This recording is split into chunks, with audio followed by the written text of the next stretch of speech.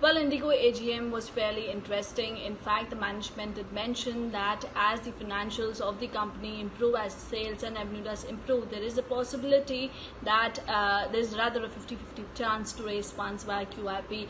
To recall that airline sector was one sector which was badly hit on account of COVID, as airlines do have a fairly high cost, and on account of the COVID lockdown, there were flight restrictions, which did lead to huge amount of drop, nearly 90 or 95% drop in terms of the revenue, but the fixed cost remains high. As a result, IndiGo did post the highest ever quarterly loss of nearly around 2,800 odd crore in the April to June quarter.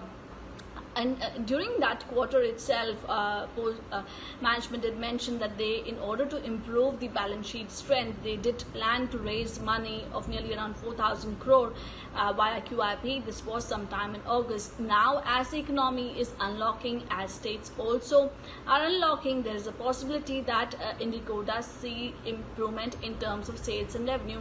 And under that background, the management stated that yes, as sales and revenue improve, the chances to raise funds via QIP would now stand at 50-50%.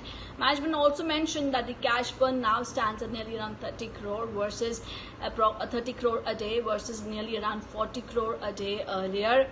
The fleet utilization still is in the range of 30 to 35%. And if I do recall the con call commentary, management did mention that they do plan to improve the fleet utilization to somewhere around 60 to 70% by Q3. They also stated that unlike their peers like SpiceJet, Vistara, etc., they really have no plans to hire wide-body aircraft to the fleet. In fact, they stated that they would be waiting for A321 XLR delivery, which is scheduled somewhere around Q1 of 2024, and they really have this is for the long-haul flight on the Western Europe, and they really have no plans to advance the delivery of the same.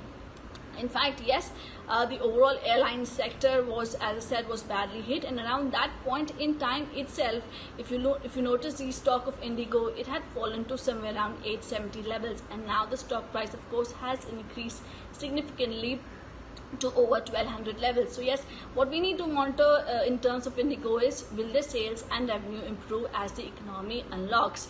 During that time also, management had stated that they do have a fairly strong cash balance. In fact, the free cash flow was fairly strong at over 7,500 odd crore. They also mentioned that lease backs are likely to help the management in terms of overall cash flow. Management had also earlier mentioned that if the second wave of lockdown is there, then the demand would be significantly hit. But as of now, we do know that the economy is unlocking, and probably we should not be seeing too many restrictions in terms of the airline, in terms of the aviation sector. So yes, let's wait and watch out for how the fortunes of the airline sector or the financial, especially IndiGo, does improve as the economy unlocks and as sales revenue improve. If at all that happens, then the management possibly may not need to raise funds via QIP.